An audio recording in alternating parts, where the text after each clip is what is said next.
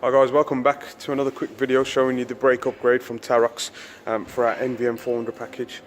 It is for the MQB platform. This one's specific for the Cupra 280 and it was developed on our own NVM Cupra.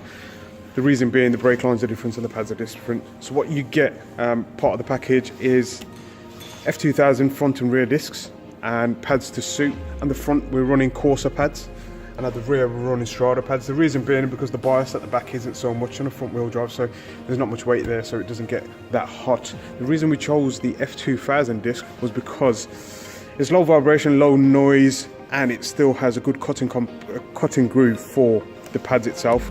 It allows for heat dissipation as well from the pads and low brake dust on the wheels and stuff like that. The vanes are actually bi-directional, so you can fit them both ways, but we tend to fit them in a clockwise orientation with the blades sticking out. The lines actually were specifically made for us. These lines are specific to the Cupra, and the length and the width has been chosen for our package. The actual spring clips are OEM, the slider bolts are OEM with a bit of thread lock on there, and you also get the banjo bolts with copper washers. The disc size is 340mm by 30mm, so same as OEM, and the rears are 310 by 22mm. And these are manufactured by Tarox and made in Italy. They're actually milled within their factory. They're CNC'd as well for the grooving, and they're tested to like 1,000,000 degrees C, so they're well within kind of our needs. It is aimed at the fast road package, but we have tested this same setup on track days, numerous track days around the UK and Europe, and we found that it still functions well on the road as well. So after a good track day, you still got, you know, good bite and good heat dissipation from it. The actual standard Cupra brakes aren't actually that bad, to be fair. The caliper is a single piston caliper design.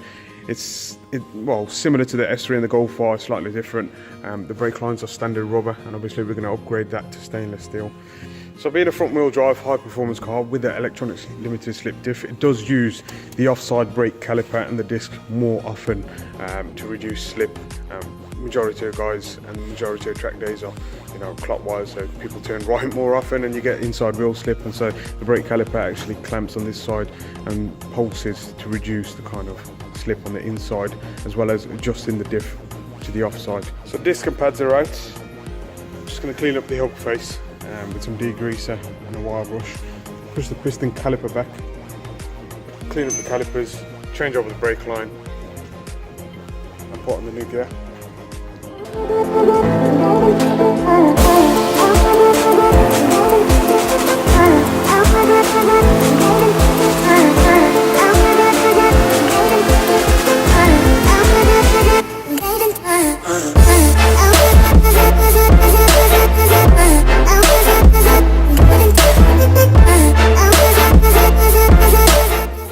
So that's the Tarox brakes fitted, F2000 discs with Corsa pads on the front and Strada pads on the back.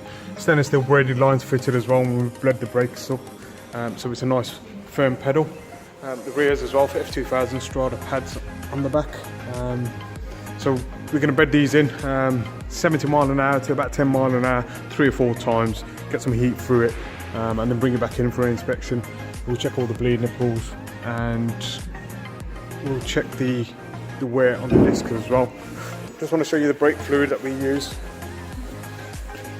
So it's ATE Type 200. It used to be called the Super Blue. It's got a 280 degrees C, I don't know if you can see that, 280 degrees C boiling point and a 198 wet boiling point. Like I said, we use this on the road and on track, and we've never had an issue with it.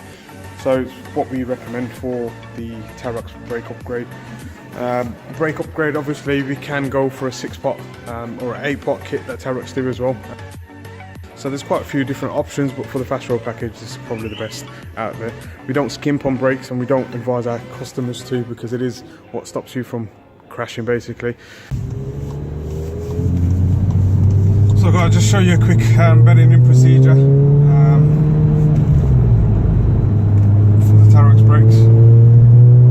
Just accelerate generally up to about 60-70 mile an hour, and then progressive braking down to about 10 mile an hour. Just repeat that again.